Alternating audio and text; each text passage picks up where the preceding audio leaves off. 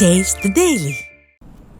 பயிர் காப்பீட்டு திட்டம் மூலம் இந்தியாவிலேயே விவசாயிகளுக்கு அதிக இழப்பீடு வாங்கி கொடுத்தது அதிமுக அரசு என கழக பொதுச் செயலாளர் எடப்பாடி கே பழனிசாமி பெருமிதம் தெரிவித்துள்ளார். மயிலாடுதுறை மாவட்டம் சீர்காழி புதிய பேருந்து நிலையம் பகுதியில் மக்களை காப்போம் தமிழகத்தை மீட்போம் சுற்றுப்பயணத்தில் பேசிய அவர் இதனை தெரிவித்தார். ஒரே 5 ஆண்டுல 2 முறை தொடக்க வேளாண்மை வங்கியில் வாங்கிய பயிர்க்கடன் தள்ளுபடி எந்த ஆட்சியில் செஞ்சாங்க? அதே போல பயிர் காப்பீட்டு திட்டம், இந்தியாவிலேயே பயிர் காப்பீட்டு திட்டத்தின் மூலமாக அதிகமா விவசாயிகளுக்கு இழப்பீட்டு பெற்று தந்த ஒரே அரசாங்கம் அதிமுக. சுமார் 12,000 கோடி இழப்பீடு பெற்று தந்தோம். இந்தியாவில் வறட்சிக்கு நிவாரணம் கொடுத்த அரசாங்கம் எதுவுமே கிடையாது. நான் முதலமைச்சர் இருந்த காலகட்டத்தில் முதல் ஆண்டு கடுமையான வறட்சி, விவசாயிடத்தில் கோரிக்கை வச்சாங்க. தங்கள் பயிரிட்ட பயிர்கள் எல்லாம் கருகி சேதமடைந்து விட்டது, பெரும் நஷ்டத்திற்கு உள்ளாகிவிட்டோம், எங்களுக்கு நிவாரணம் கொடுக்க வேண்டும் என்று கோரிக்கை வச்சாங்க. அந்த கோரிக்கையின் அடிப்படையில் அதிமுக அரசு இருக்கின்ற பொழுது 2248 கோடி நிவாரணம் வழங்கியது விவசாயிகளுக்கு. இதெல்லாம் அதிமுக ஆட்சி சாதனை. அது மட்டுமல்ல, விவசாயிகள் பம்பு செட்டு 24 மணி நேரம் இயங்கலாம். 1/4/2021 முதல் மும்முனை மின்சார விவசாயிகளுக்கு கொடுத்தாங்க. அதே மாதிரி டெல்டா மாவட்டத்தில் குறுவை சாகுபடி தொகுப்பு கொடுத்தோம்.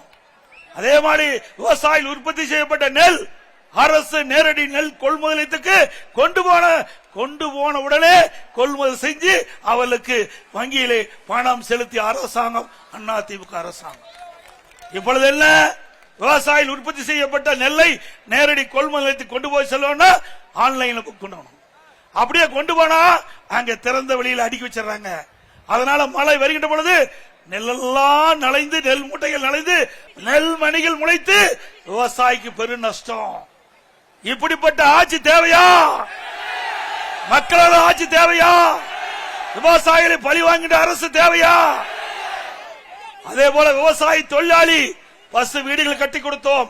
விவசாயி தொழிலாளிகளுக்கு கறவை மாடுகள், விலையில்லா ஆடுகள், நான் ஒரு கோழியும் கொடுத்தேன். நான் விவசாயி, ஏன் கோழி வளர்த்துல என்ன தப்பு? கொடுத்தேன். நமக்கு கிராமத்தில் வாழ்றோம், அதனால என்ன தப்பு? ஏதாவது ஒரு வகையில வருமானத்தை அதிகரிக்க வேணும். அதுக்கு என்னுடைய மனசுல தோணிச்சு கொடுத்தேன். அதுக்கு மேல நம்முடைய கிராம சூழ்ந்த பகுதி அரசு பள்ளியில் படிக்கின்ற மாணவர்கள் 2017-18 நீட் தேர்வில் வெறும் 9 பேர் தான் தேர்ச்சி பெற்று மருத்துவக் கல்வி படிக்கக்கூடிய சூழ்நிலை ஏற்பட்டது. என் மனதில் தென்பட்டது. எதிர்கட்சி கோரிக்கை வைக்கல, பொதுமக்கள் கோரிக்கை வைக்கல, என் சிந்தனையில் ஒதுக்கப்பட்டது.